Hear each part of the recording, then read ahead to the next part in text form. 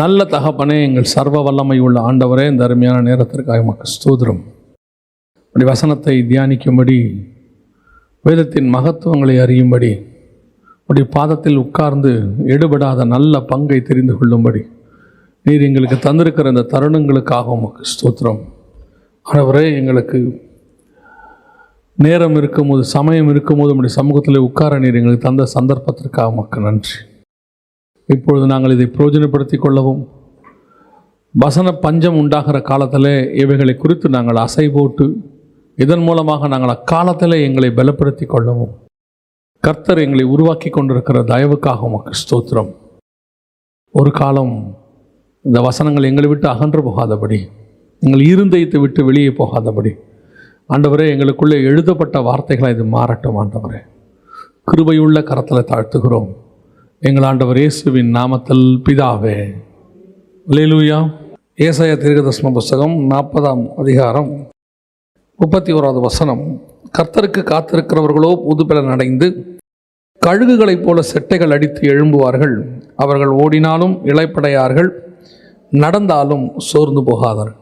இந்த வசனம் பொதுவாக நமக்கு இது ஒரு வாக்குத்தத்த வசனம் இல்லையா? பொதுவாக 1ஆம் தேதியோ ஜனவரி 1 மாத வாக்குத்தத்தமாக நமக்கு பெரும்பாலும் நம்ம பார்க்குற வசனம் எதுனா இந்த வசனம் அதுக்கு தான் வரும். ஆக்சுவலாக உண்மையிலேயே இந்த வசனம் எதை பற்றி சொல்லப்பட்டிருக்கிறது, இந்த மேலே உள்ளதையும் கீழே உள்ளதையும் நீங்கள் சேர்த்து வாசித்து பார்த்தீங்கன்னா எதை பற்றி இது சொல்லப்பட்டிருக்கு அப்படின்னு பார்த்தீங்கன்னா, வருகையிலே ஜனங்கள் எடுத்துக்கொள்ளப்படுவதை பற்றி சொல்லப்பட்டிருக்கிறது. ஜனங்கள் காத்திருக்கிறவர்கள், அதாவது கர்த்தருக்கு காத்திருக்கிறவர்களோ புதுபெலன் அடைந்து. யார் காத்திருக்கிறவர்கள்? கிறிஸ்துவுக்குள் மரித்தவர்கள் நமக்காக என்ன செய்கிறாங்க? முன்பாக கிறிஸ்துவுக்காக காத்திருக்கிறார்கள். இப்போ பழைய ஏற்பாட்டில் அப்படி ஒரு சம்பவம் இருந்தது. அதாவது இயேசு கிறிஸ்து வருகிற வரைக்கும் பழைய ஏற்பாட்டு பரிசுத்தவர்கள் என்ன பண்ணாங்க? காத்திருந்தார்கள். அதாவது ஆபிரகாமின் நாட்களை பார்க்க ஆவலாயிருந்தான். அவர்கள் காத்திருந்தார்கள். அவர்கள் மரித்து போனார்கள், மேல் பாதாளத்தில் இருந்தார்கள். கிறிஸ்து அவர்களை மீட்டு கொண்டு போகிற வரைக்கும் அவர்கள் எங்கே இருந்தார்கள்? காத்து கொண்டிருந்தார்கள். இப்பொழுது புதிய ஏற்பாட்டு காலத்திலும் சரி, இப்போ பழைய ஏற்பாட்டு பரிசுத்தவான்களும் சேர்த்து பாரடைஸில் காத்து கொண்டிருக்கிறார்கள். அது அவங்கள பற்றி தான் சொல்லியிருக்கு, கர்த்தருக்கு காத்திருக்கிறவர்கள். இப்போ நாமும் எப்படி இருக்கிறோன்னா அவருக்காக தான் காத்திருக்கிறோம். அவர் எப்போ வருவார் அப்படின்னு சொல்லி ஆவியும் மனவாட்டியும் வா என்பார்களாக காத்திருக்கிற ஒரு அனுபவம். அவருக்கு மணவாளனுக்கென்று காத்திருக்கிறார்கள், மணவாட்டி மணவாளனுக்கென்று காத்திருக்கிறாள். அதெல்லாம் இப்போ நம்ம எல்லாருமே அந்த அனுபவத்தில் தான் இருக்கிறோம். அப்போது கர்த்தருக்கு காத்திருக்கிறவர்களோ புது பலன் அடைந்து அப்படின்னு இருக்கு. புது பலன் அடைந்து அப்படின்னா என்ன அப்படின்னா, இப்போ நமக்கு இந்த பூமியில் ஒரு பலன் இருக்கிறது. இங்கே கீழே கழுகுகளை போல சட்டைகள் அடித்துன்னு இருக்குல்ல. கழுகுகளை போல ஏன் அந்த கழுகை அந்த இடத்துல ஆண்டவர் பர்டிகுலராக ஏன் அதை மென்ஷன் பண்ணியிருக்கிறாரு அப்படின்னு கேட்டிங்கன்னு சொன்னால், கழுகுக்கு ஒரு சுபாவம் உண்டு. கழுகு என்ன பண்ணுன்னா, முதல் 40 வருஷம் ஒரு பலனோடு இருக்கும். 40 வருஷம் கழித்து என்ன செய்யும்? பெரிய உயரமான மலைகளில் போய் அந்த ஒரு குகை மாதிரி பொந்து மாதிரி இடங்களில் போயிட்டு என்ன செய்யும்? தன்னுடைய சட்டைகளை தானே என்ன செய்யும்? எல்லாத்தையும் எடுத்துட்டு தன்னுடைய மூக்கை அதை உடைச்சிட்டு புதுசாக அந்த அந்த அது மேலே இருக்கிற அந்த ஃபெதர்ஸ் எல்லாமே திரும்பி வர்ற வரைக்கும், சட்டைகள் எல்லாம் திரும்பி முளைக்கிற வரைக்கும் காத்திருக்கும். அதற்கு பிறகு அதுக்கு அந்த மூக்கெல்லாம் முளைக்கும் திருப்பி. அடுத்த 30 வருஷம், கழுகுக்கு மொத்தம் 70 வருஷம் வயசு அப்படின்னு சொல்லுவாங்க. அடுத்த 30 வருஷம் அந்த புது பலனோடு கூட அது பறக்கும். முதல் 40 வருஷம் என்ன பலனில் பறந்ததோ அதே பலனில் தான் அடுத்த 30 வருஷம் பலன். ஆனால் பொதுவாக நம்ம என்ன ஆகும்? 40 வருஷத்துக்கு அப்புறம் பலன் குன்றி போகும். கொஞ்சம் கொஞ்சமாக போய் 50 60 வரும்போது பலனை தான் ஆரம்பித்து 70 பலத்தின் மிகுதியினால் 80 அப்படின்னு நம்ம சொல்கிறோம்.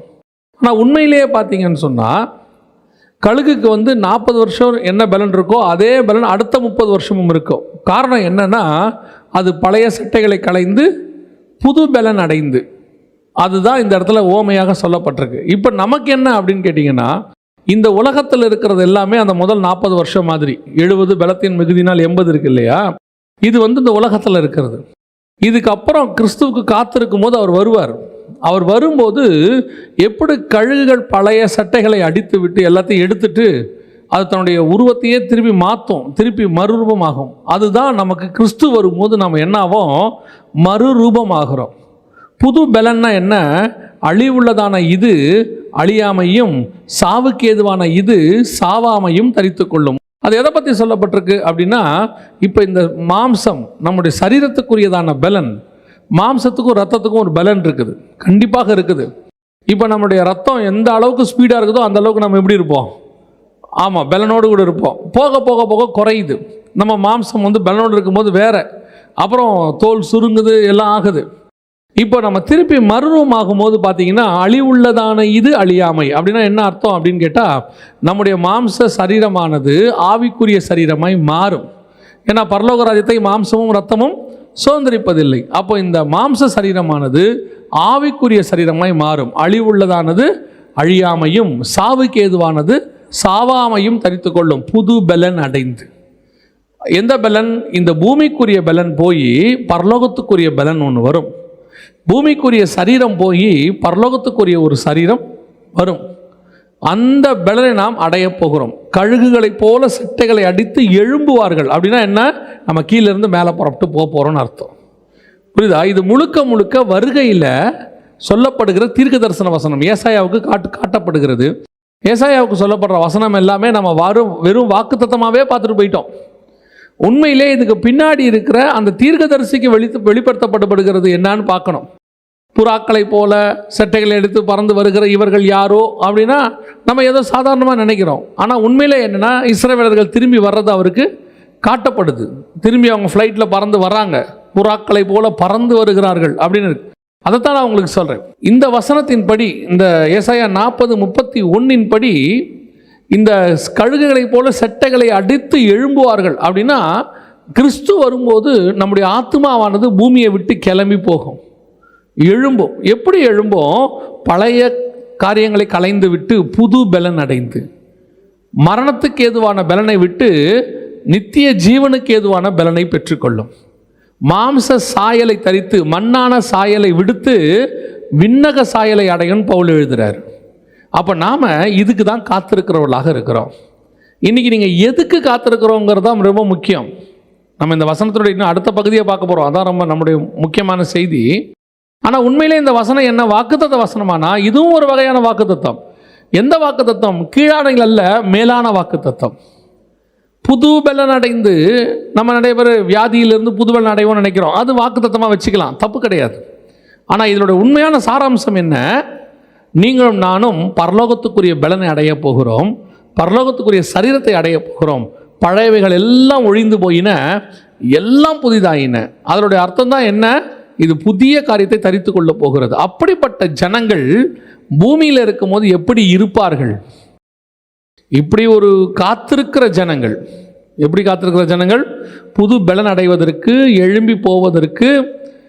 கிறிஸ்துவுக்குள்ளாக மரித்தவர்கள் முதலாவது எழும்புவார்கள், பின்பு உயிரோடு இருக்கிற நாமும் அவருக்கு எதிர்கொண்டு போவோம். அப்போ இதுக்கெல்லாம் காத்திருக்கிற நாம, புது பலன் அடைய போகிற நாம எப்படிப்பட்டவங்களா இருக்கணும் அப்படின்னாலும் அதான் இன்னைக்கு ரொம்ப முக்கியம். அவர்கள் ஓடினாலும் இளைப்படையார்கள், நடந்தாலும் சோர்வடையார்கள். இந்த வசனம் ஒரு நாள் நாங்கள் ஊழியக்காரங்க சேர்ந்து ஜோம் பண்ணிட்டு இருக்கும்போது, ஒரு ஊழியக்காரர் அந்த வசனத்தை சொல்லி ஜோம் பண்ணுறார், வேற ஒரு காரியத்துக்காக ஜோம் பண்ணுறார். அப்போ ஆவியானவர் அந்த வசனத்திலிருந்து ஒரு காரியத்தை உணர்த்துறாரு. நடக்கிறவர்கள் யார், ஓடுகிறவர்கள் யார்? இந்த வசனம் சொல்லுது, அவர்கள் காத்திருக்கிறவர்கள். நல்லா தெரிஞ்சுக்கொள்ளணும், கிறிஸ்துவுக்கு என்று காத்திருக்கிறவர்கள். இவங்க எல்லாமே கிறிஸ்துவுக்குள்ளே இருக்கிறவங்க. நல்லா தெரிஞ்சுக்கொள்ளணும், ஆவிக்குரிய வாழ்க்கையிலேயே, கிறிஸ்தவத்திலேயே கிறிஸ்துவுக்கு உள்ளே இருக்கிறவங்களும் இருக்கிறாங்க, கிறிஸ்துவுக்கு வெளியே இருக்கிறவங்களும் இருக்கிறாங்க. சபைக்குள்ளேயே தேவனுக்கு உகந்தவங்க ஒருத்தர் இருக்கிறாங்க, தேவனை உண்மையாய் பின்பற்றுகிற ஒரு கூட்டம் இருக்குது, பெயர் கிறிஸ்தவ கூட்டம் ஒன்று இருக்கிறது. நான் சொல்றது ஆவிக்குரிய சபைக்குள்ளேயே இருக்குது. இவர்களெல்லாம் சபைக்கு வருவாங்க, போவாங்க, அவ்வளோதான். இவங்ககிட்ட எந்த விதமான காத்திருக்குதல் இருக்காது. இயேசுக்காக இது அவங்களுக்கு வெறும் ஒரு டாக்டரினா மட்டும் இருக்கும். உங்கள் சபையில் வருகையை பற்றி பேசுகிறாங்களா? பேசுகிறாங்க. உங்களுக்கு ஏறிச்சா, நீங்கள் காத்திருக்கிறீங்களா அப்படின்னா அது இல்லை. அது ஒரு உபதேசம், இந்த வாரம் ஒரு செய்தி, அவ்வளோதான். ஆனால் வசனம் சொல்லுது, காத்திருக்கிறவர்கள், கர்த்தருக்கென்று காத்திருக்கிறவர்களோ. அப்போ நீங்களும் நானும் காத்திருக்கிற அனுபவத்தில் இருக்கிறோமா? அப்படி இருக்கிறவர்களில் ரெண்டு காரியம் செய்வார்கள் கர்த்தருக்கு காத்திருக்கிறவர்கள். ஒன்று ஓடுகிறவர்கள், இன்னொன்று நடக்கிறவர்கள். இதை பற்றி தான் நாம் இன்னைக்கு பார்க்க போகிறோம். இந்த ஓடுகிறவர்கள் யார், நடக்கிறவர்கள் யார் அப்படின்னு கேட்டிங்கன்னா, இது ரெண்டுமே ரெண்டு பிரமாணத்தை உடையவர்கள். அதாவது நியாயப்பிரமாணமும் சுயாதீன பிரமாணம். இன்னும் சொல்ல போனால் புதிய ஏற்பாடு, பழைய ஏற்பாடு. பழைய ஏற்பாட்டு பரிசுத்தவான்களும் இருக்கிறார்கள், புதிய ஏற்பாட்டு பரிசுத்தவான்களும் இருக்கிறார்கள். இந்த பழைய ஏற்பாட்டு பரிசுத்தவான்களுடைய பிரமாணம் முழுக்க நடக்கிறது தான். புதிய ஏற்பாட்டு பிரமாணம் முழுக்க ஓடுவது. புரியுதா? எப்படிங்க சொல்கிறீங்க அப்படின்னா, புதிய ஏற்பாட்டை பொறுத்த வரைக்கும் இதுக்கப்புறம் கொஞ்சம் தியானம் பண்ணும்போது இந்த வசனத்தில் பார்க்கும்போது ரொம்ப ஆச்சரியமாக இருந்துச்சு. முதல்ல புதிய ஏற்பாட்டு பிரமாணத்துக்குரியவர்கள் எப்படிப்பட்டவர்களாக இருப்பாங்க? வாசிங்க, எபிரேயர்கள் நிருபம் 12ஆம் அதிகாரம் 1வது வசனத்தை வாசிங்கள். எபிரேயர் 12:1 வாசியுங்கள். ஆகையால் மேகம் போன்ற இத்தனை திரளான சாட்சிகள் நம்மை சூழ்ந்திருக்க, பாரமான யாவற்றையும் நம்மை சுற்றி நெருங்கி இருக்கிற பாவத்தையும் தள்ளிவிட்டு விசுவாசத்தை துவக்கிறவரும் முடிக்கிறவருமாய் இருக்கிற இயேசுவை நோக்கி நமக்கு நியமிக்கப்பட்டிருக்கிற ஓட்டத்தில் பொறுமையோட ஓடக்கடவும். நியூ டெஸ்ட்மெண்ட் ஒரு ஓட்டம். பழைய ஏற்பாடு ஓட்டம் அல்ல, நடக்குதல். அது எப்படி நான் உங்களுக்கு பின்னாடி சொல்கிறேன். நியூ டெஸ்ட்மெண்ட் என்பது ஓட்டம். இங்கே உங்களுக்கு நடக்கிறதுக்கான நேரமே இல்லை, ஓடுறதுக்கான நேரம் தான் இருக்குது. பொறுமையோடு கூட ஓடக்கணும், ஓடிட்டே இருக்கணும். அதனால தான் பவுல் சொல்கிறாரு, நல்ல போராட்டத்தை போராடினேன், ஓட்டத்தை முடித்தேன். என்னுடைய பிரயாணத்தை முடித்தேன் அல்ல, நான் நடக்கிற காரியத்தை முடித்தேன் அல்ல, நான் என்னுடைய போராட்டத்தை போராடினேன், ஓட்டத்தை முடித்தேன். அப்போ நியூ டெஸ்ட்மெண்ட் என்பது ஒரு ஓட்டம். உங்களுக்கு எனக்கு ஒரு ஓட்டம் நியமிக்கப்பட்டிருக்கிறது. ஆனால் கர்த்தருக்கு காத்திருக்கிறவர்கள் என்ன செய்வாங்களாம்? ஓடினாலும் இளைப்படையார்கள். இளைப்படையாமல் ஓடணும். வசனம் அதுதான் சொல்லுது. அவர்கள் எப்படி செய்வாங்களாம்? இளைப்படையாமல் ஓடுவார்கள். எப்படி ஓடுவீங்க? கொஞ்சம் வசனத்தை எடுத்து தியானித்த போது ரொம்ப ஆச்சரியமாக இருந்துச்சு. ரெண்டு வசனத்தை ஆண்டவர் ஞாபகப்படுத்தினார். அதற்கு பிறகு ஒவ்வொரு வசனமாக எடுத்து பார்க்கும்போது ரொம்ப ஆச்சரியமான ஒரு விஷயம். நல்லா கவனிச்சு பாருங்க. அப்போஸ்தலர் நடபடிகள் 21ஆம் அதிகாரம் 1வது வசனம் வாசிங்க. 21:1 வாசிங்கள்.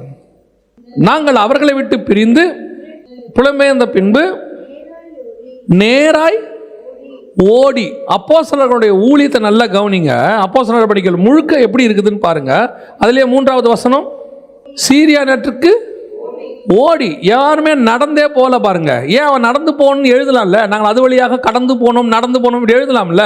அந்த வசனத்தை நல்லா அடுத்து வாசிங்க. அப்போஸ்தலர் நடபடிகள் 8ஆம் அதிகாரம் 30வது வசனம். அப்போஸ்தலர் 8:30 ஓடி போய் சேர்ந்து. அடுத்து 14ஆம் அதிகாரம் 6ஆம் வசனம் 14:6 சுற்றுப்புறங்களுக்கு ஓடி போய். அடுத்து 16:11 துரோவாவில் கப்பல் ஏறி சமோத்திராக்கே தீவுக்கும் மறுநாளிலே நெயாபோலி பட்டணத்துக்கும் நேராய் ஓடி. அவங்க ஓடிட்டே இருக்கான் பாருங்க. அவன் லைஃப் ஃபுல்லா. அவன் 8ஆம் அதிகாரத்தில் ஆரம்பிக்கிறான், 27ஆம் அதிகாரம் வரைக்கும், மொத்தம் 28 அதிகாரம் அப்போஸ்தலர் நடபடிகள். 27ஆம் அதிகாரம் வரைக்கும் யாரை வேணாலும் எடுத்துக்கொள்ளுங்க, பவுலை எடுத்துக்கொள்ளுங்க, பிலிப்பு எடுத்துக்கொள்ளுங்க, அல்லது மற்ற அப்போஸ்தலரை எடுத்துக்கொள்ளுங்க, ஓடிக்கிட்டே இருந்திருக்கிறான். ஓட்டம் ஓட்டம் ஓட்டம். இந்த ஓட்டத்தை அவங்க முடிக்கவே இல்லை. அவன் ஓட்டத்தை முடித்தான், அடுத்தவன் தொடங்குறான். பவுல் முடிக்கிறான், திமோத்தேயு தொடங்குறான், திமோத்தேயு முடிக்கிறான், அடுத்தவன் தொடங்குறான். இப்படி தொடங்கி இப்போ யாருக்கிட்ட சேர்ந்துருக்குது? நம்மகிட்ட சேர்ந்துருக்குது. இப்படி ஓடுறாங்களே. ஓடும்போது வசனம் சொல்லுது, கர்த்தருக்கென்று காத்திருக்கிறவர்கள் ஓடினாலும் இளைப்படையார்கள். இளைப்புனா என்ன? ரெஸ்ட், டயர்டஸ், அப்படியே மூச்சு வாங்குறது. அவனுக்கு மூச்சு வாங்காதுங்குது. ஓடினா என்ன ஆகாது? ஏங்க ஓடினா மூச்சு வாங்குங்க. அதானுங்க இயற்கை, அதுதானுங்க நார்மல் ப்ரொசீஜர். ஒரு ஓட்டம் 100 மீட்டர் 9 செகண்டில் 8 செகண்டில் ஓடுறான் ஒருத்தன், உலக ரெக்கார்டு பண்ணுறான்னா, முடிக்கும் போது அவனுடைய ஓட்டத்தை முடிக்கும் போது அந்த நிமிஷம் பாருங்க என்ன செய்கிறான்? மூச்சு வாங்குது, நிற்கிது, அப்படி மூச்சு வாங்குறான். ஆனால் வசனம் சொல்லுது, ஓடுகிறவனுக்கு என்ன ஆகாது? இளைப்படையாது. இளைப்பு அடையவே அடையாது. அந்த ஓட்டம் அப்படித்தான் ஓடணும் கிறிஸ்துவுக்கு காத்திருக்கிறவர்கள். உனக்கு நடுவில் ரெஸ்ட் என்பதே கிடையாது. நீ ஒரு இடத்துல சோர்ந்து போய் இளைப்படைகிறதுக்கான காரியம் வரவே வராது. காரணம், கர்த்தர் உனக்கு வச்சிருக்கிற ஓட்டம் அப்படிப்பட்ட ஓட்டம். நீ ஓடும் போது எப்படி ஓடுவ? எனக்கு ஒன்று ஓட்டம் நியமிக்கப்பட்டிருக்கிறது, அதன் முடிவை நோக்கி நான் ஓடுகிறேன். அந்த முடிவில் யார் நிற்கிறா? இயேசு நின்றுட்டு இருக்கிறார். ஏன்னா வசனம் சொல்லுது, இயேசுவை நோக்கி ஓடக்கடவோம். என்னுடைய ஓட்டத்தினுடைய முடிவு எது? அதுதான் உனக்கு இளைப்பாறுதலை கொண்டு வரும். ஏன் அவன் மூச்சு வாங்குறான் தெரியுமா? உசைன் போல்ட் ஓடும் போது முடியும் போது அவனுக்கு கோல்டு மெடல் கிடைக்கும், சந்தோஷம். ஆனால் மூச்சு வாங்கும். நீங்கள் ஓடுறீங்க, உங்களுடைய ஓட்டம் எதை நோக்கி ஓடுது? 28 வயசு வரைக்கும் கல்யாணத்தை நோக்கி ஓடுது, 20-22 வயசு வரைக்கும் வேலையை நோக்கி ஓடுது, ஒரு 20 வயசு வரைக்கும் படிப்பை நோக்கி ஓடுது, கிடைக்கிது, ஆனால் மூச்சு வாங்குது. ஏன்? இதெல்லாம் உனக்கு கிடைச்சாலும், நீ திருப்தி அடைஞ்சாலும், எவ்வளவுதான் நீ சாட்டிஸ்ஃபை ஆனாலும், உலகத்தில் உள்ள ஓட்டத்தில் நீ ஓடி முடிச்சு எனக்கு தேவையெல்லாம் நான் கிடைச்சிருச்சு, அதாவது தேசத்திலேயே உயரிய விருது கிடைச்சிருச்சு, பிரதமரோ ஜனாதிபதியை கூப்பிட்டு பாராட்டிட்டாரு, உனக்கு தேவையான மெடலை குத்திட்டாரு, நீ தேவையானதான வசதி வாய்ப்புகளை பெற்றுக்கொண்டாய், வாகனத்தை வாங்கினாய், வீட்டை வாங்கினாய், எல்லாம் முடி, உனக்கு இளைப்படைதல் உண்டாகும். நீ ஒரு இடத்துல டயர்ட் ஆவ, ஸ்பிரிச்சுவல் டயர்ட் கண்டிப்பாக ஆவ. அவ்வளோ தூரம் ஆசியாவிலேயே மிகப்பெரியதான சம்பளத்தை வாங்கக்கூடிய ஒரு நடிகன் சொல்லுகிறான், எனக்கு சமாதானமே இல்லை, 10% கூட நிம்மதி இல்லைங்கிறான். நம்ம இன்னைக்கு ஒரு வீடு கட்டுறது தான் நம்முடைய டார்கெட். நம்மளுடைய டார்கெட்டே என்ன? லைஃபோடைய டார்கெட் என்ன? சொந்த வீட்டில் சாகணும்.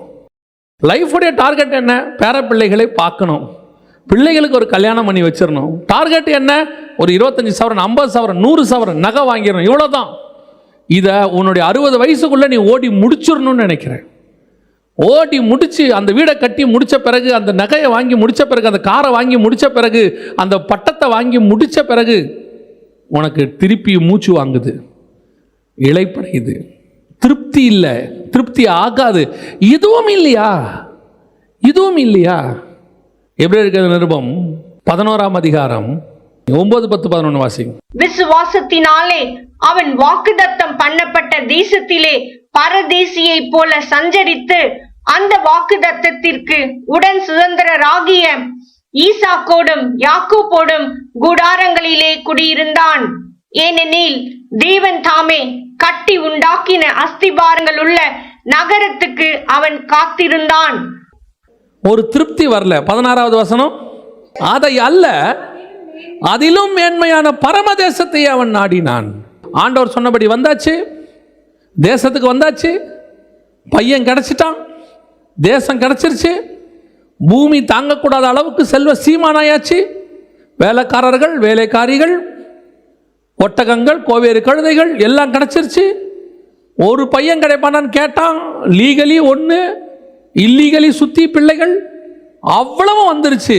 இப்போ சொல்கிறான், இன்னும் எனக்கு இளைப்பாறுதல் இருந்துக்கிட்டே இருக்கு.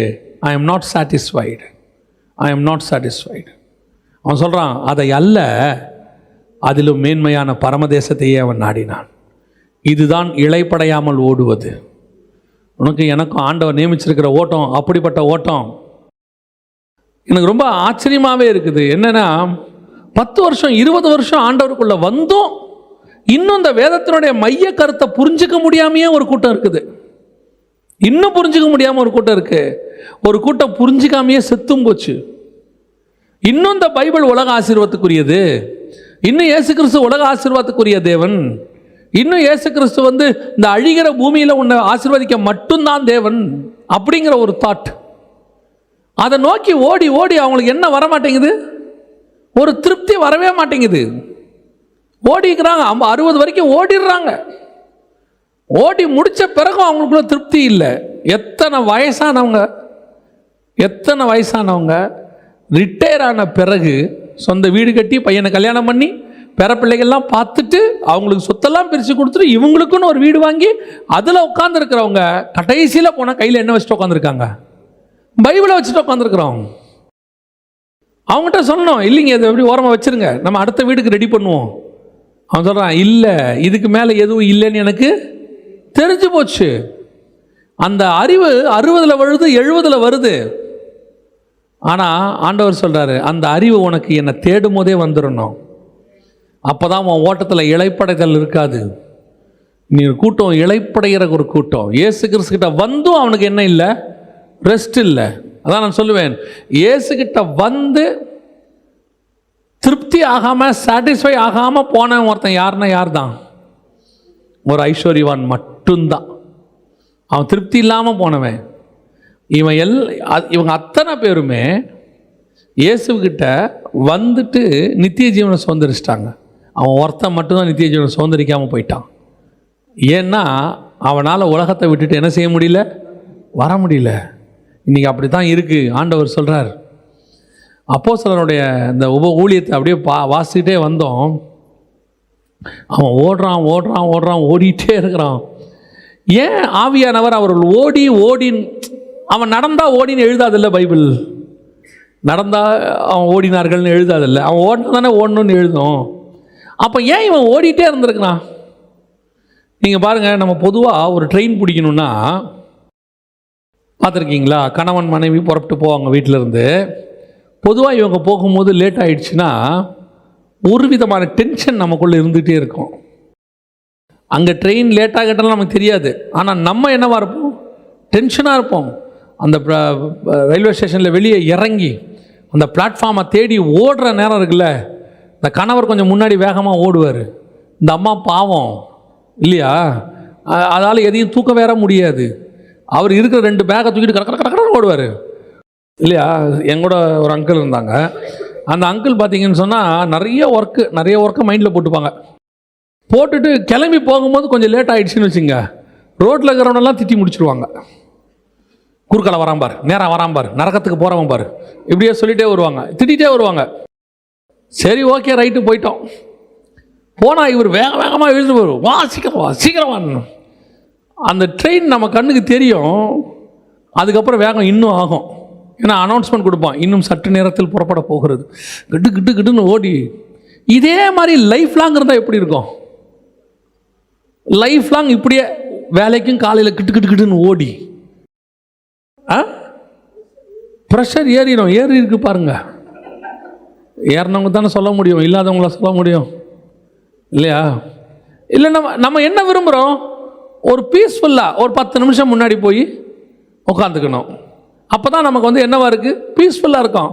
சிலர்லாம் பார்த்தீங்கன்னு சொன்னால் 11 மணிக்கு ஃப்ளைட்டுன்னா 9 மணிக்கே உள்ளே உட்காந்துருப்பேன். இப்படி நான் பார்த்துருக்குறேன். இந்த வேகமாக ஏதோ ஒரு நாள் ஓடுகிற நமக்கே இவ்வளோ பரபரப்பாக இருக்குது. அடுத்த தடவை தீர்மானிக்கிறோம், இப்படி நம்ம போகக்கூடாது, கொஞ்சம் முன்னாடியே வந்துடணும். ஆனால் இவன் வாழ்நாள் முழுக்க என்ன பண்ணியிருக்கிறான், ஓடிட்டே இருக்கான். அப்போ இந்த ஓட்டத்துக்கு பின்னாடி ஏன் ஆவியானவர் ஓடின்னு வச்சிருக்கிறாருன்னா, இவன் எப்படி இருந்தாலும் ஓடிக்கிட்டு தான் இருப்பான் இவன்.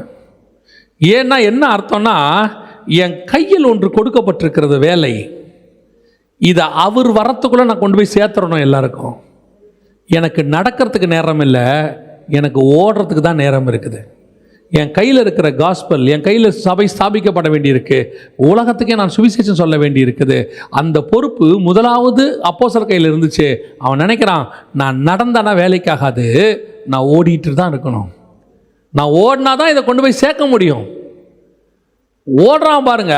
அந்த ஓட்டத்தை கர்த்தர் உங்களுக்கு எனக்கு இன்னைக்கு நியமிச்சிருக்கிறார். இன்னைக்கு இருக்கிற குரூப் எப்படி இருக்குது? கையில் இருக்கு. அதாவது நான் சொல்றது நல்லா தெரிஞ்சுக்கொள்ளுங்க. மோட் ஆஃப் மீடியமை பற்றி நான் பேசலை. அன்றைக்கி அவங்க நேரில் போய் சொன்னாங்க, அதனால் ஓடினாங்க. இன்றைக்கி தான் நம்ம வந்து என்ன செய்கிறோம், யூடியூப்பில் பேசுகிறோம், ஃபேஸ்புக்கில் பேசுகிறோம். அதனால் நம்மளும் இவ்வளோ பரபரப்பாக இருக்கணுமா? நான் பரபரப்புன்னு சொல்கிறது ஃபிசிக்கலி இல்லை, ஸ்பிரிச்சுவலி. என் கையில் ஒரு பொறுப்பு இருக்கிறது. எனக்கு எவ்வளோ வயசுன்னு எனக்கு தெரியாது, இயேசு எப்போ வருவாருன்னு தெரியாது. அவர் வருவதற்குள்ளாகவோ அல்லது நான் மரிப்பதற்குள்ளாகவோ எனக்கு கொடுக்கப்பட்ட வேலையை நான் முடித்துவிட்டு மேலே போக வேண்டும். எப்போ எனக்கு முடியும் தெரியாது, எப்போ முடிப்பேன்னு தெரியாது. Who am I to make a decision? நான் எப்படி முடிவெடுக்க முடியும்? நான் கொஞ்சம் நாளைக்கு வேலை செய்கிறேன், செஞ்சு முடிச்சுட்டு அப்புறமா கொஞ்சம் நாள் கழித்து நான் என்ன செய்கிறேன், நான் கொஞ்சம் சாட்டிஸ்ஃபை ஆன பிறகு அல்லது நான் கொஞ்சம் ரிலாக்ஸ் ஆன பிறகு கொஞ்சம் ரெஸ்ட் எடுத்துட்ட பிறகு அப்புறமா போய் நான் இந்த மினிஸ்ட்ரியை செய்கிறேன்னு சொல்கிறதுக்கு who am I? நான் எப்படி அந்த முடிவெடுக்க முடியும்? என் கையில் கொடுக்கப்பட்டிருக்கிற பொறுப்பு. ஒரு நாள் கூட தூங்குவதற்கான நேரம் இல்லை எனக்கு. ஒரு நாள் கூட நான் ரெஸ்ட் எடுப்பதற்கான நேரம் இல்லை. ஓடிட்டே இரு. அந்த எண்ணம் இருக்கிறவன் தான் கர்த்தருக்கு காத்திருக்கிறவன். ஒரு கூட்டம் என்ன சொல்ல ஆரம்பிச்சிருச்சு, டேக் ரெஸ்ட். இளைப்படை, நல்லா கொஞ்ச நாள் ரெஸ்ட் எடு. நல்லா ஓடிட்ட, 3 நாள் ஓடுறியா, நல்லா மீட்டிங் போயிட்டு வரியா, ஒரு 2 நாள் நல்லா ரெஸ்ட் எடுங்க. அப்போ எடுத்தாதான் நீங்கள் ஓட முடியும். இந்த எண்ணத்தை பவுலும் தீமோத்தேயுவும் சீலாவும் எடுத்திருந்தால் உன் கைக்கும் என் கைக்கும் பாதி புக்கு கூட வந்திருக்காது. இன்னைக்கு சுவிசேஷம் ஸ்தாபிக்கப்பட்டிருக்காது. அவனுக்குள்ள ஒரு வைராகியம் இருந்துச்சு. நான் சாகரத்துக்குள்ள டோட்டலாக கவர் பண்ணி. நேற்று பாடம் படித்தோம் அலெக்சாண்டரை பற்றி. யோசித்து பாருங்க, அவனுக்கு எவ்வளோ வயசுன்னு தெரியாது. தான் வயசு, நான் சாவதுக்குள்ள உலகத்தை பிடிக்கணும்னு நினச்சான். ஆனால் அவனுக்கு இருந்ததே 33 வயசு தான். 33 வயசுக்குள்ள 70% உலகத்தை பிடிச்சிட்டான். அலெக்சாண்டர் என்ன நினச்சிருப்பான் தெரியுமா? ஒருவேளை சாகும்போது நல்ல வேலை பிடிச்சிட்டேன், நான் இன்னும் வயசு இருக்குன்னு நினச்சி லேட்டாக ரெஸ்ட் எடுத்திருந்தேன்னா, ஒவ்வொரு இடத்துக்கும் முடிச்சுட்டு ஒரு 4 வருஷம் 3 வருஷம் அந்த ஊரில் ரெஸ்ட் எடுப்போம், பின்னாடி யுத்தத்துக்கு போவோம், இப்போ தான் ஒரு யுத்தத்தை முடிச்சிருக்கோம், we will take rest. அப்படி நான் நினச்சிருந்தேனா உலகம் என் கைக்கு இன்னைக்கு வந்திருக்காது. உலகம் என் கைக்கு ஏன் வந்துச்சு தெரியுமா? நான் குதிரையிலேயே தூங்குகிறவன், நான் போகிற இடத்துல தூங்குறவன். நெப்போலியனே யாரை பற்றி சொல்லுவாங்க, அவர் குதிரையிலே தான் தூங்குவாராம், அப்படியே படுத்து. அவர் போய் ரெஸ்ட் எடுங்க அவர் சொல்லுவாராம். ஏன்னா என் கையில் இருக்கிற யுத்தம் அவ்வளோ முக்கியமானது, நான் ஓடி முடிக்க வேண்டிய தூரம் அதிகம். இன்னைக்கு கிறிஸ்தவர்களுக்குள்ள அந்த வெறி இல்லை. ஏதோ ஞாயிற்றுக்கிழமை வர்றது, உட்கார்றது, ஒரு செய்தியை கேட்கறது, ஆசீர்வாதமான வாக்குத்தத்தத்தை கேட்கறது, ஒரு 10 வருஷம் ஆண்டவருக்குள்ளே இருந்த உடனே ஏதோ கொஞ்சம் உண்மையை பார்த்து கர்த்தர் ஒரு வீடு கொடுக்குறாரு, ஒரு வாசல் கொடுக்குறாரு, பிள்ளைக்கு ஒரு நல்ல வேலை கொடுக்குறாரு, மாதம் மாதம் சம்பளம், சாட்டிஸ்ஃபைட், அவ்வளோதான். நீங்களும் நானும் இவ்வளவே, அவ்வளோதான். உங்களை கொண்டு ஆண்டவருக்கு எந்த பிரயோஜனமும் கிடையாது. நீங்கள் வந்தீங்க, உங்கள் லைஃப்பில் ஏதோ ஒரு ஆசீர்வாதத்தை பெற்றுக்கொண்டீங்க, திருப்தி அடைஞ்சிட்டீங்க. ஆனால் யார் இளைப்படைய மாட்டான் தெரியுமா? யார் ரெஸ்ட் எடுக்க மாட்டான் தெரியுமா? அவர் வர வரைக்கும் அல்லது நான் போகிற வரைக்கும் நான் ஓடிக்கொண்டே இருப்பேன். I never take rest. எனக்கு கொடுக்கப்படுகிற ஒவ்வொரு நாளையும் நான் யூஸ் பண்ணுவேன். நான் சொல்லுவேன், நீ, உன் குடும்பம், நீங்கள் எல்லாம் கிறிஸ்துவுக்குள் சந்தோஷமாக களியாட்டமாக இருக்க வேண்டும் என்றால் இந்த ஊழியத்துக்கு வர வேண்டிய அவசியம் கிடையாது. ஊழியத்துக்கு வராத, நல்ல விசுவாசியாக இருந்துக்கோ, பிரச்சனையே கிடையாது. ஞாயிற்றுக்கிழமை ஒரு நாள் வாங்க, நல்ல ஆராதனை பண்ணுங்க, 1 மணி நேரம், நல்ல ஒரு வாக்குத்தத்தத்தை வாங்கிக்கிங்க, குடும்பமாக உட்காந்து ஜெபம் பண்ணுங்க, டெய்லி ஒரு 1/2 மணி நேரம். அதோட அடுத்த ஞாயிற்றுக்கிழமை வாங்க போங்க. ஆனால் கிறிஸ்துவுக்கு என்று சாதிக்கணும்னு இந்த ஊழியத்துக்குள்ளே வந்தவன் ஒரு நாள் கூட ரெஸ்ட் எடுக்கக்கூடாது. இங்கே நமக்கு ரெஸ்டே கிடையாது. நமக்கு ரெஸ்ட் இனி வருகிறதாக இருக்கிறது. புரியுதா? ஒவ்வொரு வேலைக்கு ஒவ்வொரு சுபாவம் இருக்கு. இப்போ சுரங்கத்தில் இறங்கி ஒருத்தன் வேலை செய்கிறான், அங்கே போகிறவனுக்கு நீங்கள் ஃபோன் பண்ணவே முடியாது. 11 மணிக்கு ஃபோன் பண்ணி நீங்கள் என்ன சாப்பிடுவீங்க அப்படின்னு அவங்ககிட்ட கேட்க முடியாது. யாருக்கிட்ட? சுரங்கத்துக்கிட்ட போகிறவங்ககிட்ட. ஏன்னா அவனுக்கு என்ன முடியாது, ஃபோன் பண்ண முடியாது. சுரங்கத்தில் இறங்குறவனுக்கு கூட அப்படி உண்டு. ஆனால் மேலே போயிருக்கிற மோசே திரும்பி வருவானா வரமாட்டானா கூட தெரியாது ஜனங்களுக்கு. அந்த அளவுக்கு அவன் தேவனோடு கூட இருக்கிறவன். அவனை கல்யாணம் பண்ணாலே ஒருத்தி, அவன் நிலைமை யோசித்து பாருங்க. மோசையை ஒருத்தி கல்யாணம் பண்ணால 40 நாள் மேகத்தில் போயிடுவார், ஒரு பாட்டு ஏறி மலைக்கு மேலே போயிடுவார். இந்த அம்மா என்ன பண்ணும்? பிள்ளைய வச்சுக்கிட்டு கீழே. நம்ம அம்மா வந்தால் என்ன பண்ணோம்? மூஞ்சை தூக்கிட்டு உட்காந்துருக்கோம். கீழே இறங்கி அந்த ஆளே 40 நாள் கழித்து வருவான். ஆண்டவரே என்ன பண்ணி அனுப்புவார்? ஆண்டவர் என்ன பண்ணி அனுப்புவார்? ஃபுல் ஸ்டஃப்பையும் போட்டு அனுப்பியிருப்பார். போய் ஜனங்களிடத்துல சொல், என்ன தான் நீங்கள் ஆவியில் நிரம்பி கீழே வந்தாலும் மாம்சம் பலவீனமாக தான் இருக்கும். ஆமாம் தானே? நல்லா ஃபாஸ்டிங் பீரியடில் இருந்துட்டு வாங்க. வந்த உடனே என்ன, அவங்க ஊர் பக்கம் நாகர்கோவில் பக்கம்லாம் என்ன பண்ணுவாங்க தெரியுமா? உளுந்தங்கஞ்சி கொண்டு கொடுப்பாங்க ஃபாஸ்டிங் முடிக்கும் போது. ஏன் தெரியுமா? பாடி பயங்கர ஹீட்டாக இருக்கும். அதுக்கு மேலே மட்டன் கிட்டனை போட்டோம்னா குடலில் பொத்தல் விழுந்துடும். அதனால் என்ன பண்ணுவாங்கன்னா, முடிஞ்ச உடனே என்ன போடுவாங்க? கஞ்சி போடுவாங்க. எதுக்கு கஞ்சி ஊற்றுவாங்கன்னு கேட்டிங்கன்னா, அப்போ தான் குடல் கொஞ்சம் செட் ஆகும். என்ன தான் நீ ஆவியில் இருந்துட்டு வந்தாலும் உன் மாம்சம் என்னவா தான் இருக்கும். அப்போ 40 நாள் கழிச்சு மோசே வரும்போது மாம்சம் எப்படி இருக்கும்? பலவீனமாக இருக்கும். உனக்கு தெரிய வேணாமா மோசே மலைக்கு மேலே போனால் என்ன பண்ணுவான்னு? கீழே உட்காந்துருக்கிற யோசுவாவுக்கு தெரியுது இல்லையா? இன்னைக்கு நிறைய சிப்போராளுக்கு தெரிய மாட்டேங்குது. ஏன் ஓடணும்? அவங்களாம் ஓடலையா? ஆரோன் ஓடலையா? எலியாசர் ஓடலையா? காலேப் சந்தோஷமா இல்லையா? உனக்கு மட்டும் என்ன மோசே வேண்டி கிடக்க மலைக்கு மேலே 40 நாள் பிரேயராமா, உபவாசமாமா, ஊரில் இல்லாத ஊழியத்தை பண்றாரு இவரு. ஆண்டவர் சொல்வார், விட்றா, ஆண்டவரே எனக்கு இப்படி ஒன்று கொடுத்தீங்களே, ஒரு 40 நாள் மேலே வாம்பார். மோசே எத்தனை 40 நாள் மேலே போயிட்டு வந்தான்? கர்த்தருக்கென்று காத்திருக்கிறவன் ஓடிக்கிட்டே தான் இருப்பான். அவன் ரெஸ்ட் எடுக்கவே மாட்டான், ரெஸ்ட் எடுக்கவும் கூடாது. வசனம் சொல்லுது, அப்போஸ்தலர்கள் ஓடிக்கொண்டே இருந்தார்கள். சீப்ரு தீவுக்கு ஓடுறான், திரோவாத்துக்கு ஓடுறான், அங்கே ஓடுறான், கப்பலை பிடிக்க ஓடுறான். ஏன் நான் ஓடுறேன்? எங்கிட்ட இருக்கிற விஷயம் அப்பேற்பட்டது. நான் நடந்தால் காரியம் ஆகாது, நான் ரெஸ்ட் எடுத்தால் காரியம் ஆகாது, நான் ஓடினால்தான் இதை கொண்டு போய் சேர்க்க முடியும். ஏன்னா பரலோகம் என்னை நம்பி ஒரு காரியத்தை கொடுத்துருக்கிறது. என் கூட இருந்த அத்தனை பேரில் ஏன் பரலோகம் என்ன நம்புதுன்னா, நான் ஓடுவேங்கிற நம்பிக்கையில் தான். நீ என்ன வேணாலும் சொல்லிக்கோ, உன் சுற்றி இருக்கிறவனை எப்படி வேணால் டிஸ்கரேஜ் பண்ணட்டும், கொஞ்சம் ரெஸ்ட் எடுத்துகிட்டு போங்க. பவுல் இப்போ எருசலேமுக்கு போவானா? பவுல் இப்போ கொஞ்சம் காற்று மழையுமா இருக்குது. பவுல் வசனம் சொல்லுது, எதுக்காக நான் நிற்க மாட்டேன், போயிட்டே இருக்கலாம், வாங்க போகலாம். வாங்க ஒரு 3-4 விஷயம் நான் இதை தியானிக்கும் போது எனக்கு பார்த்தபோது ஆச்சரியமாக இருந்தது. முதலாவது வாசிங்க, 27ஆம் அதிகாரம் 4ஆம் வசனம் வாசிங்க. அவ்விடம் விட்டு புறப்பட்டு எதிர்காற்றாயிருந்தபடியினால், இப்ப என்ன காத்து அடிக்குது? எதிர்காற்று, எங்களை போக விடாமல் தடுக்கிற காத்து அடிக்குது. எதிர்ப்பு, பயங்கரமான எதிர்ப்பு. காற்று என்பது உங்க எல்லாருக்கும் தெரியும் நினைக்கிறேன், பிசாசினுடைய கிரியை. பைபிள் படி ஒரு சில பிசாசின் கிரியை காத்துக்கு ஒப்புமையா இருக்கு. அது வேணா நீங்க நோட் பண்ணி வச்சுக்கோங்க. எபேசியர்கள் நிருபம் 2ஆம் அதிகாரம் 1-2 வசனம் வாசிங்க. எபேசியர் 2ஆம் அதிகாரம் 1-2. அக்கிரமங்களினாலும் பாவங்களினாலும் மரித்தவர்களாயிருந்த உங்களை உயிர்ப்பித்தார்.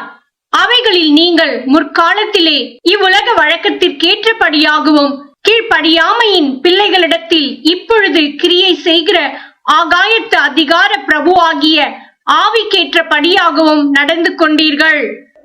ஆகாயத்து அதிகார பிரபு இங்கிலீஷ்ல என்ன இருக்குதுன்னு கேட்டீங்கன்னா, த பிரின்ஸ் ஆஃப் விண்ட்னு இருக்கும். ஆகாயத்து அதிகார பிரபு. அப்போ பிசாசு சில நேரத்தில் எதை யூஸ் பண்ணும்? காற்று. அவன் எதை வேணா யூஸ் பண்ணுவான், காற்றை யூஸ் பண்ணுவான், சமுத்திரத்தை. அதனால தான் ஆண்டவர் காற்றையும் கடலையும் அதட்டினார். சர்வ சிருஷ்டிக்கும் எஜமானவர். அவர் சிருஷ்டித்த காற்று அவருக்கு விரோதமாக எழும்புமா? எழும்பாது. தூதர்கள் காற்றுகளை போல இருக்கிறார்கள்.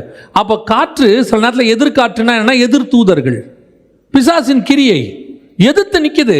ஆனால் அப்போஸ்தலர் சொல்றான், பிசாசு எதிர்க்குது, நாம என்ன செய்ய முடியாது, அதுக்காக உட்கார முடியாது. ஓடு. எதிர்ப்பு இருக்குது, ஓடு ஓடு ஓடு. எதிர்ப்பு இல்லாம ஊழியம் இல்லையா? எதிர்ப்பு இல்லாம ஆவிக்குரிய வாழ்க்கை இல்லை. எல்லாமே சுமூகமா இருக்கணும், எல்லாமே பார்க்கறதுக்கு சாஃப்டா இருக்கணும். காலையில் எழுந்திரிச்ச உடனே எல்லாமே திறந்த வாசல், நைட்டு போகிற வரைக்கும் எல்லாம் சமாதானம். ஆவிக்குரிய வாழ்க்கை போராட்டம் நிறைந்தது தான். அதனால தான் பைபிள் சொல்லுது, நல்ல போராட்டத்தை நான் போராடினேன். எங்களுக்கு மாம்சத்தோடு இரத்தத்தோடு மாத்திரமல்ல, வானமண்டலத்தின் பொல்லாத சேனைகளோடும் அந்தகாரத்தின் லோகாதிபதிகளோடும் எங்களுக்கு போராட்டம் உண்டு. எதிர்ப்பு இருக்கதான் செய்யும் ஊழியத்தில், எதிர்ப்பு இருக்கதான் செய்யும் ஆவிக்குரிய வாழ்க்கையில். இல்லைன்னு பிரசங்கம் பண்ணுறான் ஒருத்தன் இருக்கான், அது வேற, எங்களுக்கு தெரியாது. ஆனால் பைபிள் உபதேசம் இதுதான். ஸ்பிரிச்சுவலி வார்ஃபேர்னு ஒன்று உண்டு. அந்த வார்ஃபேரில் நீ இருந்து தான் ஆகணும். ஆனால் உட்காரக்கூடாது. உன்னை உட்கார வைக்கிறதுக்கு போராட்டம் வரும். You must run. ஓடுன்றார் ஆண்டவர், ஓடிட்டேரு. பிசாசு எங்கே வேணால் போராட்டத்தை கொண்டாடுவான், என்ன பிரச்சனை வேணால் கொண்டாடுவான் உன்னை உட்கார வைக்கிறதுக்கு. உன்னோட ஊழியத்தில் பணப்பற்றாக்குறை வரும், சில நேரத்தில் பொருளாதார பற்றாக்குறை வரும், வியாதி வரும். உன்னை சுற்றி இருக்கிறவங்களுக்கு, உனக்கு வந்தால் கூட நீ ஓடி போயிடுவ. வீட்டில் இருக்கிறவங்களுக்கு வந்துடும், பிள்ளைகளுக்கு வந்துடும், மனைவிக்கு வந்துடும், அம்மா அப்பாவுக்கு வந்துடும். நல்ல சீரியஸாக இருக்கும். அன்னைக்கு ஊழியம் இருக்கும். கேட்பாங்க, அந்த நேரத்தில் பிள்ளை கேட்கும் தெரியுமா? ஹாஸ்பிட்டலில் இருக்கிற படுத்துருக்கிற பிள்ளை கேட்கும், அப்பா போவாதீங்கங்கோ. இதுதான் நீ டிசிஷன் எடுக்க வேண்டிய நேரம். கர்த்தருக்காகவா பிள்ளைக்காகவான்னு சொல்லி. நீ கர்த்தருக்காக நீ எடுத்தினா, கர்த்தர் ஊழியத்தையும் பார்த்துப்பார், பிள்ளையும் பார்த்துப்பார். நிறைய பேர் இங்கே தான் பிள்ளையை பலி கொடுக்கறது. ஆபிரகாம் பிள்ளையை கேட்டார்ல, நம்மக்கிட்ட தான் பிள்ளையை பலி கொடுன்னு கேட்க மாட்டார். ஒரு ஜுரம் வந்துச்சு, என் கையில் ஒப்படைச்சிட்டு ஊழியத்துக்கு வரியா, இல்லை பிள்ளை கையில் ஊழியத்தை ஒப்படைச்சிட்டு அங்கேயே உட்காந்துருக்கியா? இதான் ஆண்டவருடைய கேள்வி.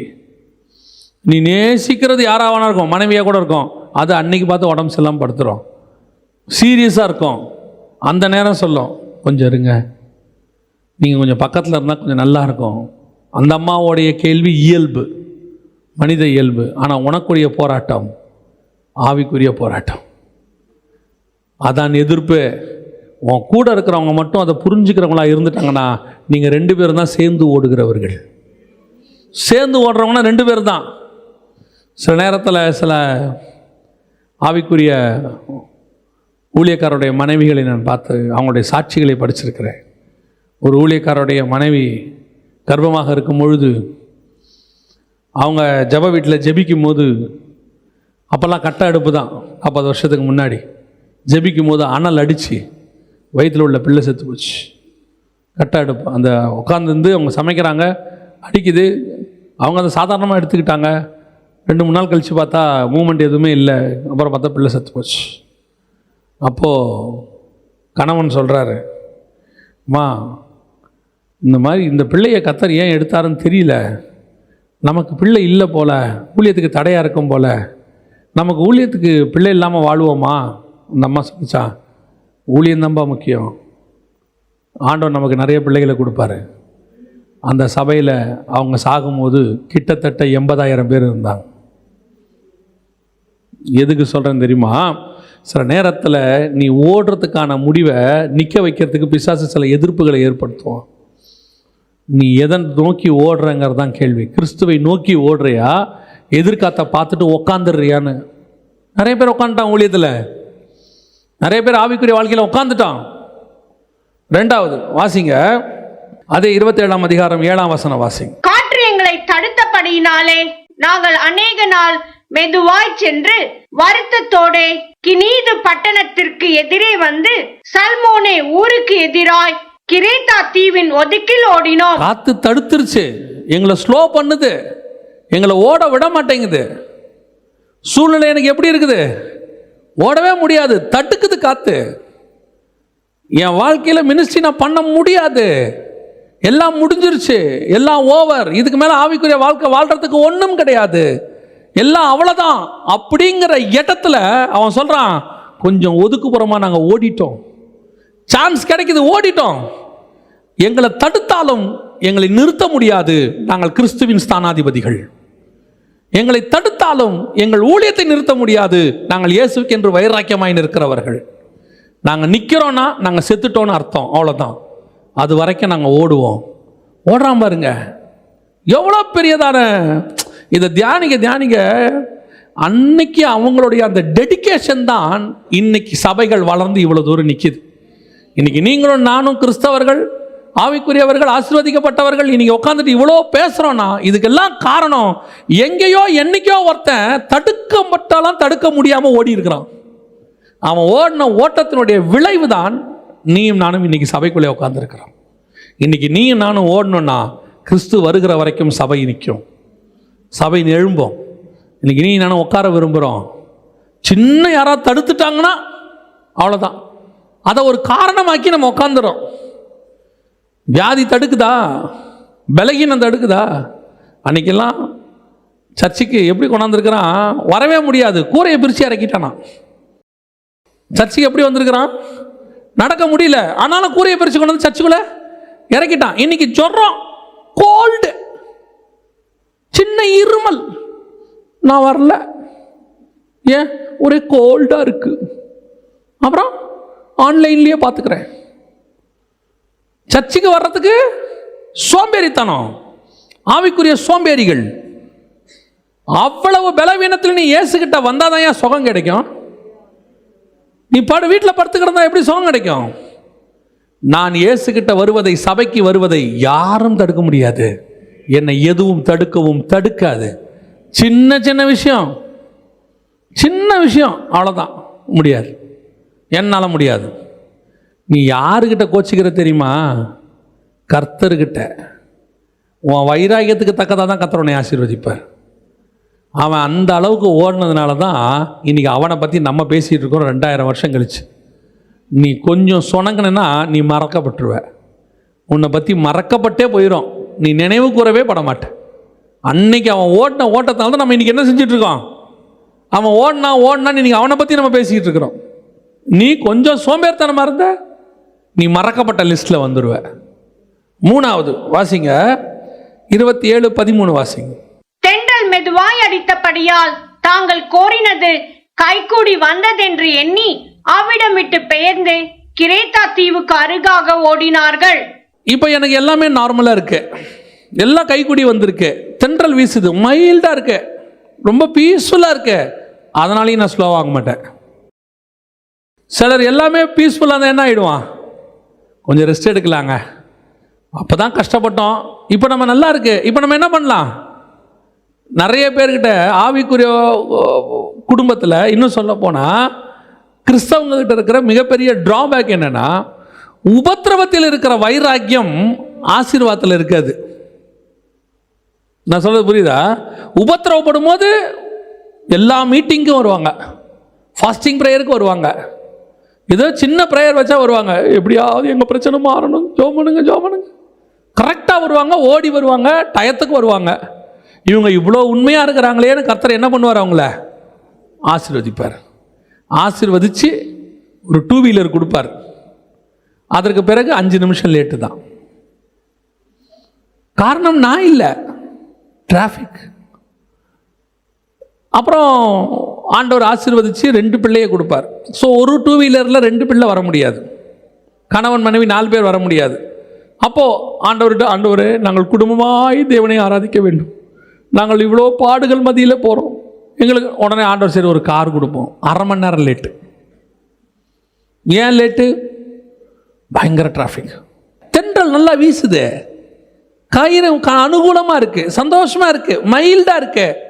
இப்போ அடுத்து அவன் சொல்கிறான், எவ்வளவு பீஸ்ஃபுல்லாக இருந்தாலும் என் ஓட்டம் மட்டும் நிற்கவே நிற்காது, நான் ஓடுற ஸ்பீடு குறையவே குறையாது. அவன் சொல்கிறான், அவ்வளோதான். கடைசியாக வாசிங்களேன், 27:40 வாசிங்க. 40. நங்கூரங்களை அறுத்து கடலிலே விட்டு விட்டு சுக்கான்களுடைய கட்டுகளை தளர விட்டு பெரும்பாயை காற்று முகமாய் விரித்து கரைக்கு நேராய் ஓடி. யாருங்க, எல்லாம் போச்சு, உடஞ்சிருச்சு, கப்பல் முடிஞ்சிச்சு, எல்லாம் ஓவர். இப்பவும் சொல்கிறான், இப்போ நம்ம எங்கே ஓடணும்? கரைக்கு நேராக ஓடணும். இப்பவும் ஓடு. ஏங்க எல்லாமே முடிஞ்சு போச்சுங்க, எல்லாம் ஓவர், இதுக்கு மேலே போகிறதுக்கு ஒன்றுமே இல்லை. அவன் சொல்கிறான், இப்பவும் ஓடு. ஏன்? அந்த கரையில் கொஞ்சம் பேர் இருப்பான், அந்த கரையில் கொஞ்சம் பேரை சந்திக்க வேண்டியிருக்கு, அந்த கரையில் கொஞ்சம் ஒரு கிராமம் இருக்கு, அவனை சந்திக்கணும். நான் சாவரேனே இல்லையோ, நான் ஜீவனோடு இருக்கிற வரைக்கும் நான் ஓடிக்கொண்டே இருப்பேன். இந்த ஓட்டம் தான் இளைப்படையாத ஓட்டம். அவர்கள் ஓடினாலும் இளைப்படையார்கள்னு இருக்குது. என்ன அர்த்தம் அப்படின்னா, கர்த்தருக்கு காத்திருக்கிறவர்கள், அவருடைய வருகைக்கு காத்திருக்கிறவர்கள், அந்த பொறுப்பை பெற்றுக்கொண்டவர்கள் அவருக்காக எப்படி காத்திருப்பாங்கன்னா, வெறும் சும்மா காத்திருக்க மாட்டாங்க, ஓடினாலும் இளைப்படையாமல் காத்திருப்பார்கள். யூ மஸ்ட் ரன், ஓடிக்கிட்டே இருக்கணும், ஆண்டவரை நோக்கி ஓடணும், ஆண்டவர்கிட்ட கேட்கணும், இன்னும் ஓடணும் ஆண்டவரே, இன்னும் ஓடணும் ஆண்டவரே. வேதாகமத்தில் ஒரு சிலரையெல்லாம் நான் பார்த்துருக்குறேன், ரொம்ப ஆச்சரியமாக இருக்கும். தானியேல் புத்தகம் 12ஆம் அதிகாரம் 8ஆம் வசனம், நான் அதை கேட்டும் அதன் பொருளை அறியவில்லை, ஆகையால் என் ஆண்டவனே இவைகளின் முடிவு என்னவாய் இருக்கும் என்று கேட்டேன். அதற்கு அவன், 9ஆம் வசனம், அதற்கு அவன், தானியேலே போகலாம், இந்த வார்த்தைகள் முடிவு மட்டும் புதைபொருளாக வைக்கப்பட்டு முத்திரிக்கப்பட்டும் இருக்கிறது அப்படின்னு சொல்லிட்டு 13ஆம் வசனம், நீயோ வென்றால் முடிவு வரும் மட்டும் போயிரு, இளைப்பாரி கொண்டிருந்து நாட்களின் முடிவிலே உன் சுதந்திர விதத்திற்கு எழுந்திருப்பாய். இவனுக்கு டைம் முடிஞ்சிருச்சு, தானியேலுக்கு என்ன ஆயிடுச்சு? டைம் முடிஞ்சிருச்சு. ஆனால் இன்னும் என்ன கேட்குறான்? இன்னும் எனக்கு அதை பற்றி சொல்லுங்க, எனக்கு இன்னும் இதை பற்றி தெரிஞ்சுக்கணும். அவன் சொல்கிறான், நீ போய் இளைப்பார், ரெஸ்ட் எடு. அவங்களா ரெஸ்ட் கொடுக்குற வரைக்கும் இவன் என்ன பண்ணிகிட்டு இருக்கிறான்? மினிஸ்ட்ரியில் அவன் திருப்தியே ஆகலை, சாட்டிஸ்ஃபேக்ஷனே வரல. இன்னும் தெரிஞ்சுக்கணும், இன்னும் தெரிஞ்சுக்கணும், இன்னும் தெரிஞ்சுக்கணும். ஒரு சிலர்லாம் ஒரு 1, 2, 3 தடவை வேதாகமத்தை வாசிச்சிருவாங்க. வாசிட்ட பிறகு அதுக்கப்புறம் வேதாகமம் வாசிக்கிறதுவே ஸ்லோவாகிடும். அவங்க என்ன சொல்லுவாங்க தெரியுமா? நானும் 10 தடவை வாசிச்சிட்டேன், 20 தடவை வாசிச்சிட்டேன், அதுக்கப்புறம் இதில் ஒன்றும் இல்லைன்னு அவங்க சொல்ல வராங்க. அதுக்கப்புறம் கடமைக்காக வாசிப்பாங்க. நான் சொல்லுவேன், நீங்கள் 300 தடவை வாசித்தாலும் 300 தடவையும் இந்த வேதாகமம் புதுசாக தான் இருக்கும். த நியூ ஒன், புது புது பொக்கிஷம், புது புதைப்பொருள் உள்ளுக்குள்ளது வந்துக்கிட்டே இருக்கும். அதனால தான் ஒரு பாஸ்டர் என்கிட்ட சொல்லுவார், ஒரு தடவை வாசித்த பிறகு செகண்ட் டைம் அந்த பைபிளை அதை வச்சு வாசிக்க மாட்டார். எதனால் காரணம்னா, முதல் தடவை வாசிக்கும் போது என்ன பண்ணியிருப்பார், நிறைய அண்டர்லைன் பண்ணி மார்க் பண்ணி எல்லாம் வச்சுருப்பார். செகண்ட் டைம் வாசிக்கும் போது அதே தாட்டு மைண்டில் வரும். அதனால் என்ன பண்ணுவாரா, அந்த பைபிளை அதுக்கப்புறம் ஒரு தடவை அந்த பைபிளை யூஸ் பண்ணவே மாட்டார். யாருக்காவது கொடுத்துட்டு அடுத்த பைபிள் வாங்குவார், புதுசாக வாசிப்பார். பழைய தாட்டு எதுவும் என் மைண்டில் என்ன செய்யக்கூடாது, வரவே கூடாது. அப்போ தான் எனக்கு இந்த பைபிள்லேருந்து என்ன கிடைக்கும், புது தாட்ஸ் வரும். நம்மெல்லாம் ஒரு சிலர் ஒரு தாட்டு கிடைச்சிருச்சுன்னு வச்சுக்கோங்க, அதை வாழ்க்கைக்கே வச்சு ஓட்டி முடிச்சிருவோம். அவ்வளோதான், ஒரே தாட்டு லைஃப் லாங். நம்மளை பற்றி சொல்கிறவனும் அதை தான் சொல்லுவான், அவர் அந்த தாட்டு நல்லா கொடுப்பாரு இல்லையா? அதைத்தான் சொல்கிறேன். ஏன், இது புது ஊற்று. ஒவ்வொரு நாளும் இதிலிருந்து புது புது விஷயங்கள் வந்துகிட்டே இருக்கும். யாருக்கு வரும், இளைப்படையாமல் ஓடுகிறவனுக்கு வரும். ஆண்டவர்கிட்ட டெய்லி கேட்குறவனுக்கு டெய்லி வசனம் வேணும், இன்னும் வேணும், புதுசாக வேணும், நான் இன்னும் ஓடணும், இன்னும் ஆண்டவர் கூட நிற்காம ஓடிட்டே இருக்கணும். ஒவ்வொரு நாளும் புது புது அனுபவம் இந்த வேதாகமத்தில் உண்டு. ஒவ்வொரு நாளும் புது புது அனுபவம் தேவ சமூகத்தில் உண்டு. மோசேயை பாருங்க, நான் ஏற்கனவே உங்களுக்கு சொல்லியிருக்கிறேன், முச்செடியில் பார்த்த மகிமை நம்ம வாழ்நாளுக்கே கிடைக்காத மகிமை. ஆனால் அவன் அதில் திருப்தியே ஆகலை. அடுத்து கேட்குறான், உங்களுடைய மகிமையை பார்க்கணும். ஆண்டவர் மலைக்கு மேலே கூட்டிகிட்டு போகிறாரு. அப்புறம் அவராக ஒரு இடத்துல சொல்கிறாரு, உன்னை கண்டு ஜனங்கள் பயப்படும்படிக்கு நான் என்னுடைய மகிமையெல்லாம் கொண்டு வந்து நிறுத்துவேன். அது ஒரு மகிமை. ஜனங்க மலைக்கு கீழேயே போக முடியல, ஆனால் இவன் மலைக்கு மேலே போய் மேகத்துக்குள்ளேயே போயிட்டான். இவ்வளவும் பார்த்துட்ட மோசே திருப்பி ஆண்டவர்கிட்ட கேட்குறான், நான் உன்னுடைய மகிமையை பார்க்க வேண்டும். யோசித்து பாருங்க, அவனுக்குள்ள அந்த தேவ சமூகத்தில் அடைகிற அந்த அனுபவத்தில் அவனுக்கு என்னவே வரல, ஒரு திருப்தி வரல, சாட்டிஸ்ஃபேக்ஷன் வரல. இன்னும் இருக்கு ஆண்டவரே, இன்னும் இருக்கு ஆண்டவரே. அதான் மகிமையின் மேல் மகிமை அடைந்து. ஒரு இடத்துல நீ ரெஸ்ட் எடுக்க ஆரம்பிக்கிற, டயர்ட் ஆகிற, போதும் தோணுது, சாட்டிஸ்ஃபை ஆகிற, இல்லை இதுக்கு மேலே வேணான்னு நினைக்கிறேன்னா நீ காத்திருக்கிற அனுபவத்திலேருந்து விலகுறேன்னு அர்த்தம். காத்திருவன் தான் எப்படி இருப்பான், ஓடினாலும் இளைப்படைய மாட்டான், இளைப்படையாமல் ஓடுவான்னு அர்த்தம். எப்போ நீ ஒரு இடத்துல ரெஸ்ட் எடுக்கணும், போதும், திருப்தி, அது ஆவிக்குரிய வாழ்க்கையிலே உலக பிரகாரமாகும். எப்படியோ நீ கர்த்தருக்குள்ள எப்போ ஒரு சாட்டிஸ்ஃபேக்ஷன் உனக்கு வருதோ அன்னைக்கு நீ காத்திருக்கிற அனுபவத்தை விட்டு போயிட்டேன்னு அர்த்தம். அவர்கள் மகிமையின் மேல் மகிமை அடைந்து, பரிசுத்தம் உள்ளவன் இன்னும் பரிசுத்தமாகணும். இன்னும் போயிட்டே இருக்கணும். என் ஜேர்னி முடியாது முடியாது முடியாது. இன்னும் வேதத்தினுடைய தியானிச்சுக்கிட்டே இருப்பேன். இன்னும் வெளிப்பாடு கிடைக்கும், புதுசு புதுசாக கிடைக்கும், இன்னும் யாரும் கேட்காத வார்த்தைகள் கிடைக்கும், எனக்கு கிடைக்கும் அப்படின்னு நீ தோண்டிக்கிட்டே இருக்கணும். உட்காந்து நல்லா வேலை செஞ்சுக்கிட்டே இருக்கிறவன் பாருங்க, டாக்டரே சொல்கிறார், நல்லா நடந்துக்கிட்டே இருக்கு. ஏன், நீ நடந்துக்கிட்டே இருந்தால் பிளட் சர்க்குலேஷன் இருந்துகிட்டே இருக்கும். பிளட் சர்க்குலேஷன் இருந்துகிட்டே இருந்தால் வியாதி வராமல் இருக்கும். முதல்ல வியாதியோட ஸ்டார்டிங் பாயிண்ட் நீ உட்கார ஆரம்பிச்சேன்னு அர்த்தம். இப்போ ஏன் நிறைய வியாதி, எல்லாம் உட்காந்து வேலை பார்க்குறான்னு அர்த்தம். நிறைய ஆஃபீஸ் வந்து எல்லாம் உட்காந்து வேலை பார்க்க ஆரம்பித்த பிறகு என்ன ஆயிடுச்சு, வியாதி அதிகமாகிருச்சு. எல்லாம் களத்தில் இறங்கி வேலை செஞ்சுக்கிட்டு இருந்தான். அப்போ அவனுக்கு என்ன வரல, வியாதியே வரல. எல்லாம் நல்ல வேலை பார்த்துட்டு வியாதி வரல. உட்காந்து பார்க்க ஆரம்பிச்சா வியாதி வர ஆரம்பிச்சிருச்சு. இப்போது ஆண்டவர் அதான் சொல்கிறாரு, உட்காராத, நல்லா ஓடு, ஆவிக்குரிய வாழ்க்கையில் ஓடிக்கிட்டே இரு. ஸ்பிரிச்சுவலி நான் சொல்கிறேன், ஸ்பிரிச்சுவலி நீ ஓடிக்கிட்டே இரு. உன் வாழ்க்கையில் உனக்கு என்ன வராது, ஸ்பிரிச்சுவலி வியாதியே வராது. ஸ்பிரிச்சுவலி சொல்கிறேன், வியாதியே வராது. உன் ஆவிக்குரிய வாழ்க்கை வியாதிப்படாமல் உற்சாகமாய், இன்னும் வைராக்கியமாய், இன்னும் அதிக பலத்தோடு கூட தேவ சமூகத்தில் ஓடிக்கொண்டே இருக்கும். அல்லேலூயா. கர்த்தருக்கு காத்திருக்கிறவர்கள் ஓடினாலும் இளைப்படையார்கள். இதில் ரெண்டாவது பகுதி இருக்குது, என்னது, நடந்தாலும். சரி, அது இப்போ நம்ம பார்க்க முடியாது, நேரம் முடிஞ்சிருச்சு. நம்ம கர்த்தருக்கு சித்தமானால் அதோடைய இன்னொரு தடவை இந்த யார் இந்த நடந்தாலும். ஓடினவர்கள் என்பது புதிய ஏற்பாட்டு பரிசுத்தவான்கள். அதான் ஓடுறது. 12:1 எபிரேயருக்கு நிருபம் வாசித்தோம். நடக்கிறது வந்து நியாயப்பிரமாணம். பழைய ஏற்பாட்டில் யார் யாரெல்லாம் ஆண்டவர் நடக்க சொன்னார், நீங்கள் வேணால் போய் தியானிங்க. அதை பற்றி நம்ம கர்த்தருக்கு சித்தமானால் இன்னொரு முறை பார்க்கலாம். நம்ம ஜெபம் பண்ணுவோமா தேவ சமூகத்தில்? கண்களை மூடுவோமா? Thank you Holi spirit. நன்றி ஆவியானவரே. கொடான கொடி ஸ்தோத்திரங்கள், துதிகளை ஏறெடுக்கிறோம் அப்பா. உடைய மகிமையுள்ள கரத்தில் எங்களை தாழ்த்துகிறோம். எல்லாம் ஒப்பு கொடுத்து ஜெபம் பண்ணுவோமா? நாம் கர்த்தருக்கு காத்திருக்கிறவங்க, புது பலன் அடைவதற்காக காத்திருக்கிறோம். அப்படின்னா அவர் வர்ற வரைக்கும் இளைப்படையாமல் ஓடணும், பலத்தோடு இருக்கணும். அதான் இயேசு சொல்றார், நான் வருமளவும் உனக்குள்ளதை பற்றி கொண்டிரு. அதனால தான் ஆண்டவர் நம்மளை கொண்டு போய் வைக்கும் போது 7ஆம் அதிகாரம் வெளிப்படுத்தின விசேஷம் சொல்லுது, இவர்கள் யார்? ஆட்டுக்குட்டியின் ரத்தத்தினாலே தங்கள் வஸ்திரங்களை தோய்த்து வெளுத்தவர்கள். இவர்கள் இனி பசி அடைவதும் இல்லை, தாகம் அடைவதும் இல்லை, வெயிலின் உஷ்ணமாவது அவர்கள் மேல் படுவதும் இல்லை.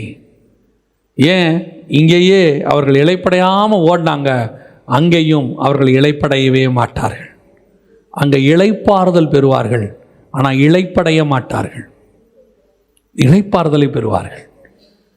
God will take you to the eternal life, eternal rest. தேவ சமூகத்தில் உங்களை ஒப்பு கொடுத்து, ஆண்டவரே நான் நித்திய ஜீவனை பெற ஓடுறேன் ஆண்டவரே, நான் உட்காந்துடக்கூடாதுப்பா, நான் சோர்ந்துடக்கூடாது ஆண்டவரே, நான் இழப்படைஞ்சிடக்கூடாது ஆண்டவரே, எந்த இடத்திலும் நான் ஆண்டவரே பலவீனப்பட்டு போயிடக்கூடாது ஆண்டவரே. எத்தனையோ பேர் அப்படி பலவீனப்பட்டு போயிட்டாங்க ஆண்டவரே. நாங்கள் உமக்கென்று காத்திருக்கிறவர்கள், நாங்கள் என்ன ஓட்டம் ஓடினோம், ஓடிட்டே இருக்கணும் ஆண்டவரே. தென்றல் வீசினாலும் ஓடணும், புயல் அடித்தாலும் ஓடணும், யார் தடுத்தாலும் ஓடணும், எதுவுமே இல்லை மரணம்தான்னு நிர்ணயம் பண்ணாலும் நான் கரையை நோக்கி ஓடுவேன். அந்த கரையில் கொஞ்சம் பேர் இருக்கிறாங்க, அவங்கள சந்திச்சுட்டு நான் சாவேன். பாம்பு கடித்தாலும் நான் ஓடுவேன். அதனால தான் பவுல் சொல்கிறான், பசியோ பஞ்சமோ பட்டயமோ நிர்வாணமோ நாசமோசமோ கிறிஸ்துவின் அன்பை விட்டு என்னை பிரிப்பவன் யார்? ஏன் அந்த அன்பு என்னை ஓட வச்சுக்கிட்டே இருக்குது.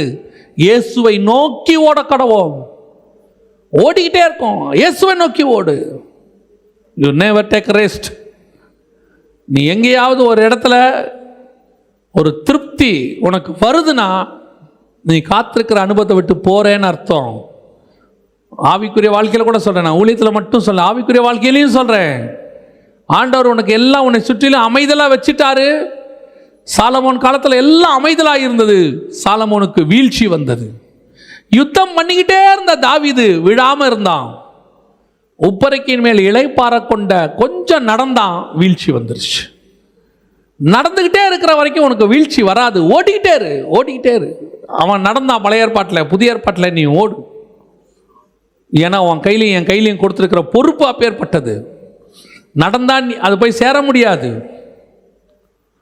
நடந்தா போய் சேர முடியாது, ஓடினா தான் சேர முடியும்.